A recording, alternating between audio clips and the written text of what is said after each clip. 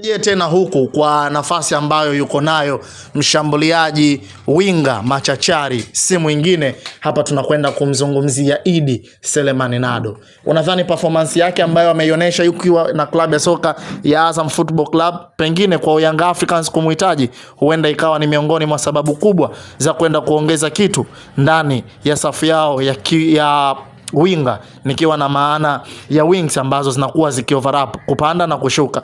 Idi Selemani Nado ni miongoni mwa wachezaji hatari ambao Young Africans wakiwapata, mnadhani ya kwamba kuna kitu kinaweza kaenda kikaongezeka kwa upande wake? Kwa sasa hivi winga ambaye anafanya performance kubwa kwa Idi Selemani Nado ni kubwa sana. Kwa hiyo kama klabu yoyote ambayo inahitaji huduma yake, lazima umwangalia mwanzo na je, ameisaidia vipi klabu alokuwa nayo. Na ukiangalia sasa hivi klabu kama ya Azam inamtegemea sana kwa usababishaji wa magoli, umeona, na pia uchezaji bora wa klabu kama Azam. Kwa hiyo kwa Idi Nado, kwa kuseme kwa ubora alokuwa nao, klabu ya Yanga ina haki ya kumpata na atawasaidia kwa jinsi alivyo. Yanga wako sahihi kutaka huduma yake. Bwana, nirudi kwako Kisinda, nizungumze na kusema ya kwamba Idi Selemani Nado ni bora zaidi kuliko Faisal kama ambavyo amezungumza wakala wake. Kwenye kuweka ubora wa Idi na Faisali, hicho kwanza sio kitu sahihi, kwa sababu huwezi kumfananisha mfungaji ambaye anaongoza ligi kwenye ufungaji wa magoli, anaongoza ligi, umeelewa? Afu pia ukirudi kwenye klabu anaongoza kwa assist. Kwa hiyo unawezaje kumfananisha ambaye anaongoza kwanza ufungaji wa ligi mzima, ufungaji yeye anaongoza kwenye timu ufungaji na anaongoza kwa assist? Tuseme Nado ni mchezaji mzuri, umenielewa? Ni mchezaji mzuri na winga mzuri ambaye ni sahihi kwenda Yanga kwa sababu ni wakati wake sasa hivi. Umenielewa? Kwa sababu anaonyesha performance mzuri, anacheza vizuri, na unajua kabisa asipowepo kwenye kikosi, unajua kabisa kuna kitu hakipo sawa. Umenielewa? Ila kwenye kufananisha, huwezi kufananisha kwa mtu ambaye anaongoza magoli kwenye timu na anaongoza na assist kwenye timu. Kila mmoja yupo kwenye nafasi yake, ila sio kwa kuwafananisha kwamba yeye ni bora zaidi ya nani. Ya Faisal. Sio kitu kizuri kabisa. Bwana, tuzungumzie hiki. Meneja wa Idi Selemani Nado alishawahi alisema ya kwamba kwa performance ambayo yuko nayo mchezaji wake ana thamani ya zaidi ya shilingi milioni 400 na niseme ya kwamba hii ni milioni 500 ndiyo ambayo anahitaji ili aweze kuendelea kuongeza kandarasi akiwa na Azam FC. Lakini hili limeonekana kuwa gumzo kweli kweli kwa wachezaji wa kizawa wengi. Mikataba inapoelekea kuisha, ndipo huwa wanaongeza maradufu ya kiwango chao zaidi ya kile walichokuwa nacho. Unadhani haswa shida huwa inakuwa ni wapi? Pengine ni performance ama ni kuhitaji kandarasi nyingine kuendelea kusalia kwenye club? Kwanza nizungumzie kitu kimoja ambacho wengi huaga wakielewi. Sisi wachezaji tunacheza kutafuta pesa. Umenielewa? Na ili tupate pesa kwa ajili ya kutafuta pesa. Umenielewa? Na ili tupate pesa lazima tuonyeshe kiwango ambacho kiko bora.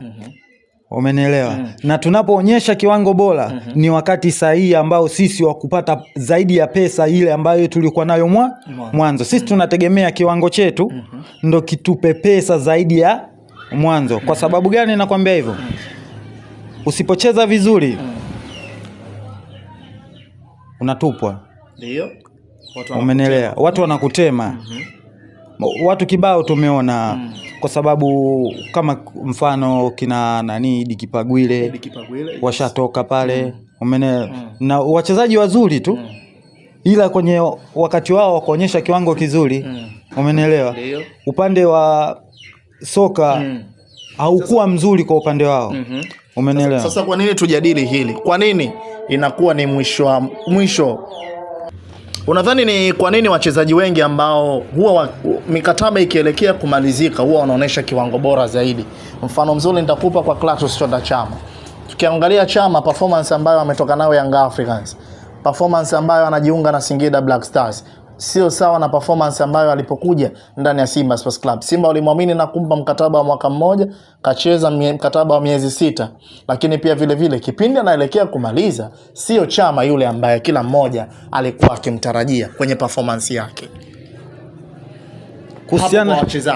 Kuhusiana na Chama, turudi kwa Chama. Nahisi hata wewe mwenyewe unajua uwezo wa Chama vizuri. Na tukirudi nyuma, mzunguko wa kwanza wa timu ya Simba haukuwa bora kuliko mzunguko wa pili. Exactly. Kwa sababu mzunguko wa pili wameongeza zaidi ya wachezaji ambao wanaanza hata zaidi ya 7 ambao wanaanza kikosi cha kwanza. 7 wanafika? Wanaweza kufika kwenye dirisha dogo la usajili. Dirisha dogo. Simba amemsajili Libasege, Aniset Yeura, Kasila, Nixon Kibabage, Clatous Chota Chama, na Ino Loemba. Clatous Chota Chama? Sio dirisha dogo. Dirisha dogo kaka. Dirisha dogo okay. Lakini pia vile vile Ino Loemba, wachezaji 6. Wachezaji 6.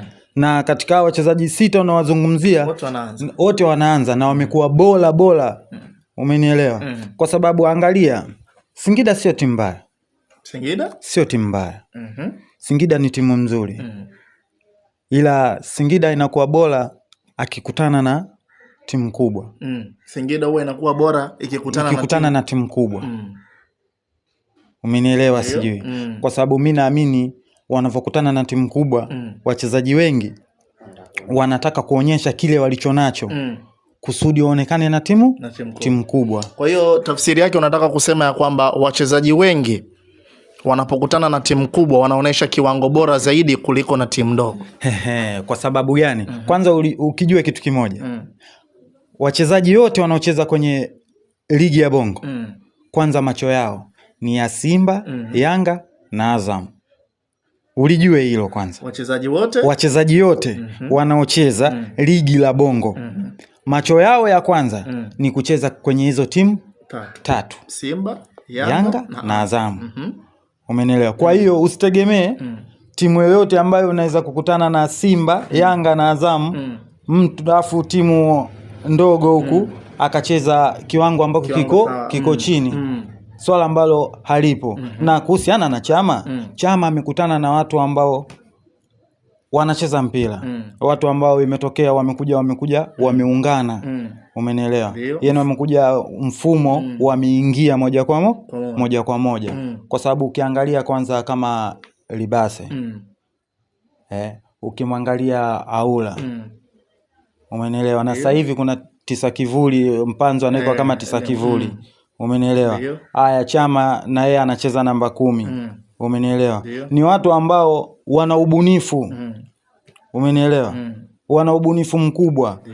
Huwezi kusema Chama amecheza vibaya nani Yanga. Hapana. Mimi siamini kama Chama akacheza vibaya Yanga. Nini ambacho kilikuwa kinamfelisha Chama? Clatous Chota Chama. Licha tu ya mfumo. Umenielewa? Chama hajapata nafasi ya kucheza. Chama na Young Africans hakupata nafasi ya kucheza kama alivyoipata nani Simba. Kwa sababu hata wewe ukilala ukiamka ukikutajia bwana panga kikosi cha Simba, huwezi kumweka Chama nje.